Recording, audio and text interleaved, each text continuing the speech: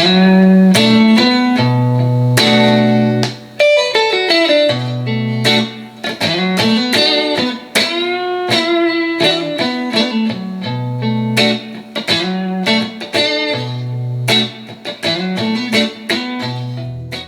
is up? Welcome to Every Single Guitars, where the goal of this channel is to review every single guitar ever made. Today is a very exciting day. Today is the day where I review my favorite Fender Stratocaster ever. We got 3 Strats behind me, 1981, all walnut. These Stratocaster, 93 Fender American Strat, American Standard, all original, except for the pickguard. These 2 are in my main collection. These are in my main arsenal of guitars. This is actually my main guitar, my 93 Fender American Strat. Today, I have a 95 Fender American Standard Stratocaster in sunburst finish. I'm a big Fender supporter, I'm a big Stratocaster guy, but out of all the Strats that I've played, the American Standard series is by far my favorite. I don't know why. You know, out of all the Strats that I've played, I prefer a 90s Fender American Standard Stratocaster. That's just my favorite guitar. Pound for pound, it's just a perfect guitar in my opinion. I saw this on the market, a 1995 Fender American Standard Stratocaster, and I decided to buy it and check it out. I was born in 95, so might as well buy a guitar that was made when I was born.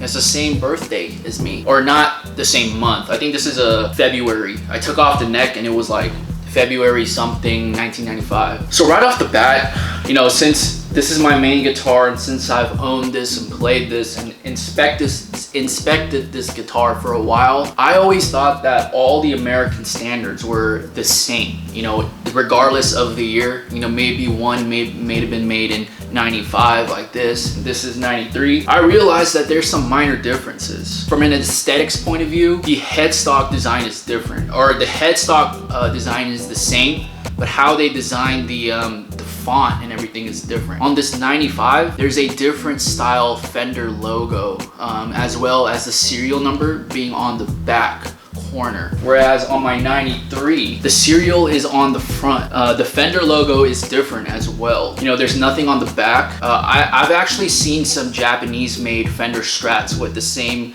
Fender logo as this one, but I think that just depends on the year it came out, because, you know, other than the aesthetics on how, you know, different font size, the location of the serial number, the specs are relatively the same, I'd say. I don't know why, but I feel like my 93 has a little bit fatter neck than this 95. Actually, I think they might be the same, but my 93 just feels a little bit chunkier, which I prefer, but this neck is still very comfortable. The only main difference is obviously the fretboard. This is maple and this is rosewood. You know, apart from that, this guitar is pretty identical. I mean, both are sunburst. They're different shades of sunburst, but you know, the color is relatively the same. The weight is exactly the same. I mean, it's probably like 0.1 off, but the weight itself is exactly the same. You can't tell much difference. This guitar is not all original. I'm pretty sure that this pickguard is not original. I'm sure that this was originally a white pickguard. And another difference is the pickup on the bridge. The last owner put on DiMarzio bridge pickups. Like I said, I'm not a big pickup guy. I always use the original pickups on a guitar. I don't really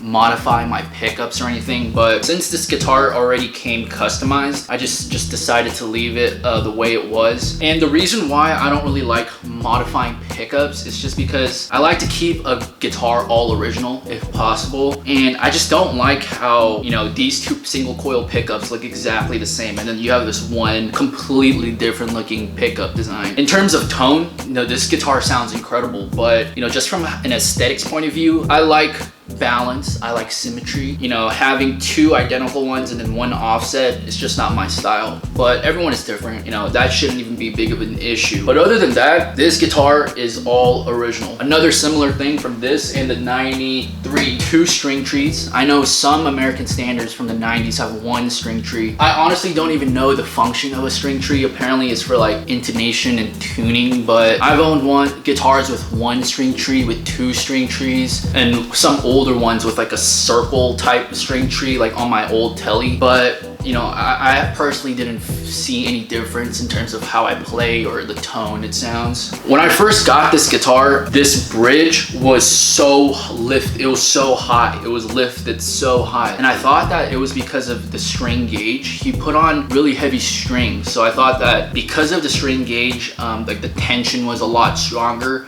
So I thought that was the reason why the bridge was lifted. So I tuned it a step down, a half step down, but the lifting was still very visible. It was really high up. I was curious what the problem was, so I took off the back plate and I realized that there were 4 springs and one was like not even connected, and the other 3 was just, it was just like falling apart. There was no, usually when I take off the strings, the bridge is always stuck and it's always firm and on. It doesn't move or anything. But when I took off the back plate and the strings, bridge just literally just fell off. That's actually never happened to me in my life. So I didn't know what to do. I didn't know what reference point to use. So I actually took off the back plate on this one, and then I just copied how this looked on the back and I mimicked it on this guitar as well. And when I copied it, that's when I realized the bridge was perfect. It was just on the body, it didn't fall off, and I put on completely different gauge strings. It was perfect string height, not too low, not too high, and there was no buzzing. You know, I literally, like I said, I have no knowledge of, you know, setting up a guitar or anything, but I just put on brand new strings and it was perfectly set up, and I was like, oh shit, dude, that's pretty lucky. I don't know if that's luck or if that's skill, maybe both, but it plays great. So let me show you some tones, how this guitar sounds. I'm playing through a Fender GT40 modeling amp. It's not a tube amp or anything, but it sounds pretty good. This guitar sounds very good.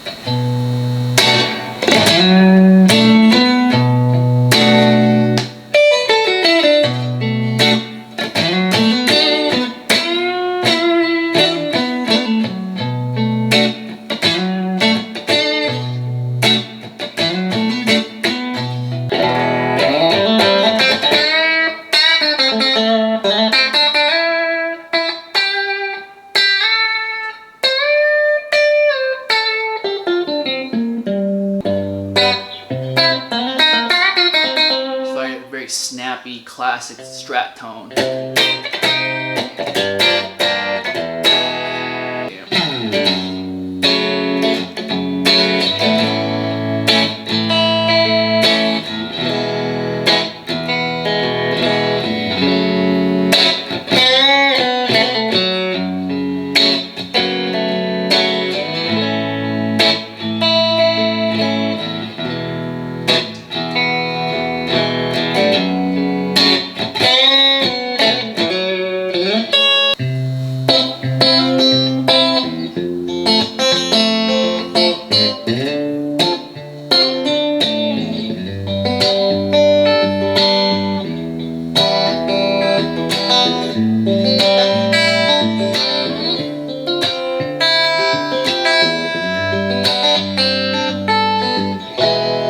Pretty fucking good. Like I said, American Standard series from the 90s is by far my favorite Fender Strat, regardless of price range. I don't know why. I've played the newer Fender. I think they changed the name to American Professional series. Before it was American Standard, and then they just changed the name. But I played the newer Fenders and they're really good. I like them, but I don't know why. I always come back to the 90s Fender American Standard Strats. I just think that pound for pound for the price, I mean, you know, for less than $1,000, this is truly the most perfect guitar in my opinion for any genre. Any genre, that's the most important thing. I play a lot of blues mainly, but you know, occasionally I play rock, like punk, like Green Day kind of stuff. I always go to my Strat for John Mayer, B.B. King, SRV, Albert King, David Gilmour, stuff like that. I always go to the Strat. You know, I don't play too much country, but I'm sure if I did play country, I'd probably also go to the Strat as well. Stratocaster, it's just the most perfect instrument, no flaws. You know, like I said, I may be biased, but Leo Fender, yo, this dude did this properly. He did it very properly, to the point where you cannot, everyone copies Fender. You know, everybody copies the Fender design. Obviously, people copy the Gibson designs as well, but I feel like personally there are more Strat copies out there from different brands than the Gibson. But that, I may be wrong. 95 Fender American Strat, American Standard Stratocaster. If you find this on the market or any 90s Fender American Strat, I'd say get it.